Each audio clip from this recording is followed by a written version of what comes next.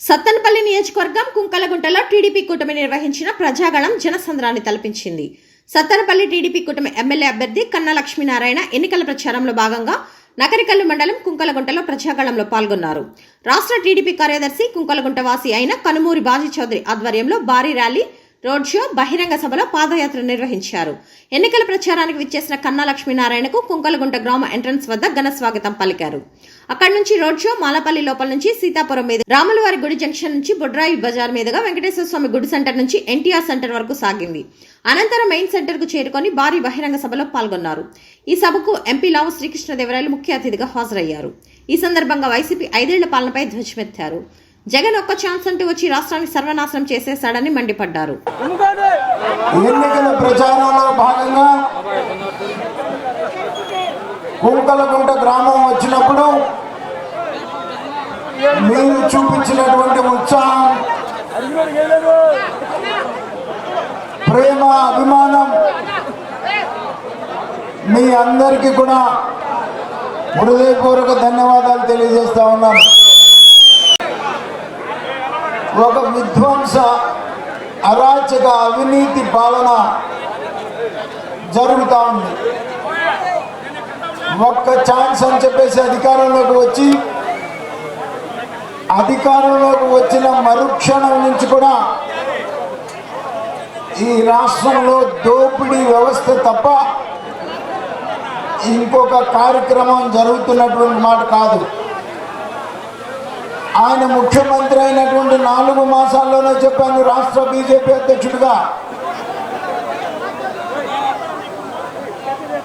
ఆయన ఇచ్చేటువంటి సంక్షేమ కార్యక్రమాలు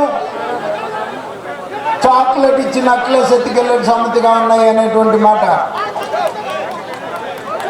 తాను ఇచ్చేది 10 రూపాయలు, పేదల దగ్గర నుంచి వసూలు చేసేది మాత్రం 1000 రూపాయలు. ఆయన ఇస్తున్నటువంటి సంక్షేమ కార్యక్రమాల ముసుగులో ఈ రాష్ట్రం దోపిడీ కాపాడుతున్నటువంటి మాట మనం చూస్తూ ఉన్నాం. ఈ రాష్ట్రంలో సారాయి ముఖ్యమంత్రి అమ్ముకుంటున్నాడు, ఇసుక ముఖ్యమంత్రి అమ్ముకుంటున్నాడు. కానీ ముఖ్యమంత్రి అమ్ముకుంటున్నా కూడా ఏమన్నా తక్కువ ధరలకు ఇస్తున్నాడా అని అంటే ఏదీ లేదు. ప్రజల రక్తాన్ని పీల్చుకు తింటున్నటువంటి విషయం మనం చూస్తూ ఉన్నాం. ఈ రాష్ట్రంలో 9 సార్లు విద్యుత్ శక్తి ఛార్జీలు పెరిగినాయి, 3 సార్లు ఆర్టీసీ ఛార్జీలు పెరిగినాయి. పెట్రోల్ రేట్లు, డీజిల్ రేట్లు, ఆస్తి పన్ను, చెత్త పన్ను, నిత్యావసర వస్తువుల సరుకుల ధరలు ప్రజలు మోయలేనంత విధంగా ప్రజల మీద పన్నుల భారం వేశాడు. రాష్ట్రం మోయలేనంత విధంగా రాష్ట్రం మీద పన్నుల భారం వేసినటువంటి మాట. మళ్ళీ గనక పొరపాటు చేసి కులాల పేరుతోనూ మతాల పేరుతోనూ జగన్మోహన్ రెడ్డికి ఓటేస్తే మీ ఆస్తులు మీవి కావు. రేపు కడప నుంచి వచ్చి గ్రామాలు కూడా మావి అని చెప్పేసి ఆక్రమించుకునేటువంటి ప్రమాదం ఖచ్చితంగా ఉంది. ఉత్తరాంధ్ర మొత్తం కూడా ఇప్పటికే ఆ రకంగా కడప నుంచి వచ్చినటువంటి దొంగల ముఠాలు ఉత్తరాంధ్ర మొత్తాన్ని కూడా ఆక్రమించుకున్నటువంటి మాట మనం చూస్తూ ఉన్నాం. విశాఖపట్నం కానీ, విజయనగరం కానీ, శ్రీకాకుళం కానీ అక్కడ ఉన్నటువంటి ప్రజలు ఎప్పుడు ఏ దొంగల ముఠా వచ్చి ఎవడి ఆస్తి నాది అంటాడు, మరి దిక్కు దివాణం లేనటువంటి పరిస్థితిలో ఉంది. మళ్ళీ కనుక పొరపాటున జగన్మోహన్ రెడ్డి వస్తే మీ పొలాలు మీవి కావు, మీ ఇళ్ళు మీవి కావు, మీ గ్రామాలు మీవి కావు. ఆలోచన చేయండి. దొంగల ముఠాలు కావాలో, ఈ రాష్ట్ర అభివృద్ధి కావాలో, ఈ రాష్ట్ర రాజధాని అమరావతి మనకు కావాలా, లేకపోతే పోలవరం నిర్మాణం మనకు కావాలా, అలాగే గోదావరి పెన్నా అనుసంధానం, ఈ గోదావరి పెన్నా అనుసంధానం స్కీమ్ కనుక పూర్తి చేసుకుంటే మన ప్రాంతానికి తాగునీరు సాగునీరు ఇబ్బంది లేనటువంటి పరిస్థితి ఏర్పడేటువంటి మాట. అలాగే బాజీ చౌదరి అనేక సమస్యలు చెప్పాడు ఈ గ్రామానికి సంబంధించినంత వరకు. సహజంగా నేను 25 సంవత్సరాలు శాసనసభ్యుడిగా పనిచేశాను, 14 సంవత్సరాలు మంత్రిగా పనిచేశాను. ఆయా గ్రామాలకి ఏది అవసరమో ఆ అవసరాలు తీర్చడానికే నేను 25 సంవత్సరాలు ప్రజల చుట్టూ తిరిగి పనిచేశానని చెప్పేసి ఈ సందర్భంగా తెలియజేస్తున్నాను.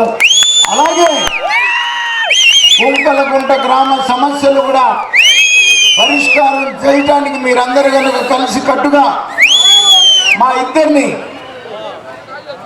అసెంబ్లీ అభ్యర్థిగా నన్ను, పార్లమెంట్ అభ్యర్థిగా లావు కృష్ణదేవరాయలు గారిని ఇద్దరిని సైకిల్ గుర్తు మీద ఓటేసి గెలిపిస్తే నేను కృష్ణదేవరాయలు గారు ఇద్దరు కూడా కలిసి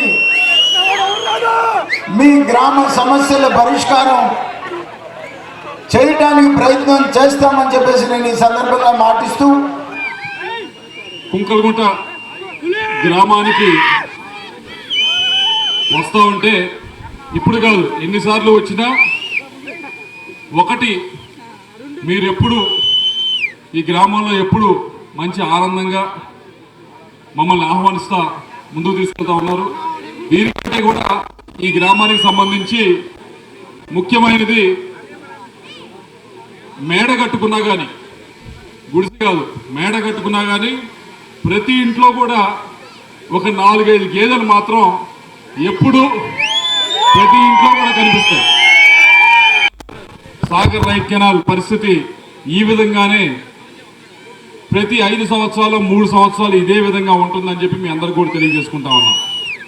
ఆ పరిస్థితి మారాలి అంటే తెలుగుదేశం పార్టీ అధికారంలోకి రావాలి.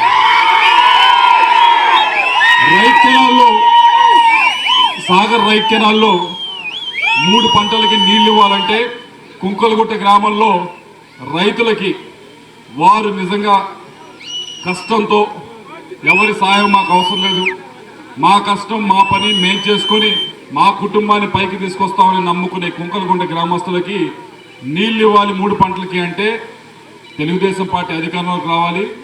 ఏదైతే గోదావరి జలాలు ఇప్పుడు బ్యారేజ్ దగ్గరికి వస్తున్నాయో అవి తీసుకొచ్చి నకరికల్ల దగ్గర కలపాలి. కలిపితేనే కుంకలగుంటకి నీళ్ళు వస్తాయి. ఇది ఈ ప్రాజెక్టు సంబంధించి ఏదో ఒక కులానికి సంబంధించిన ప్రాజెక్ట్ కాదు. ఇది పూర్తయితే ఏదో ఒక మతానికి సంబంధించింది కాదు, ఏదో ఒక వర్గానికి సంబంధించింది కాదు. ఈ ప్రాజెక్ట్ పూర్తయితే ప్రతి ఒక్క రైతు కూడా బాగుపడతాడు. ప్రతి ఒక్క రైతు కూలికి పని దొరుకుతుంది. కౌలు తీసుకున్న ప్రతి ఒక్కరు కూడా బాగుపడతారు. దీనికి కులం మతం ఏమీ లేదు.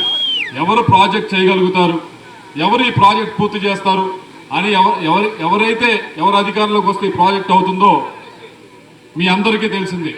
దాన్నే మిమ్మల్ని అందరినీ కోరేది ఒకటే, దీన్నే తెలుగుదేశం పార్టీ వస్తేనే అధికారంలోకి వస్తేనే ఈ ప్రాజెక్ట్ పూర్తవుతుందని కేవలం ఇక్కడ ఉన్నవారు నమ్మి ఓటేస్తే సరిపోదు. ప్రతి గ్రామంలో ఉన్న ప్రతి ఇంటికి పోవాలా, ప్రతి ఇంటికి చెప్పాలా ఈసారి ఈ ప్రాజెక్ట్ పూర్తి చేసుకోవాలి, పూర్తి చేసుకుంటేనే మన గ్రామం మన ప్రాంతం బాగుపడుతుందని చెప్పి ప్రతి ఇంటికి కూడా ఇది చెప్పాలి.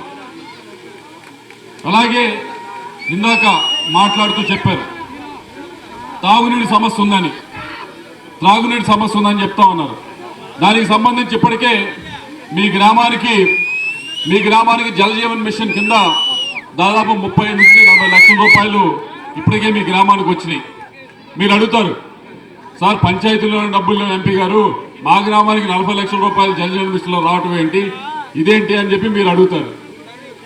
నిజమే పంచాయతీలో డబ్బులు ఉండవు, కానీ ఈ డబ్బులు ఏదైతే వచ్చినాయో జలజీవన్ మిషన్వి ఇవన్నీ కూడా సెంట్రల్ గవర్నమెంట్ నుంచి వచ్చినాయి.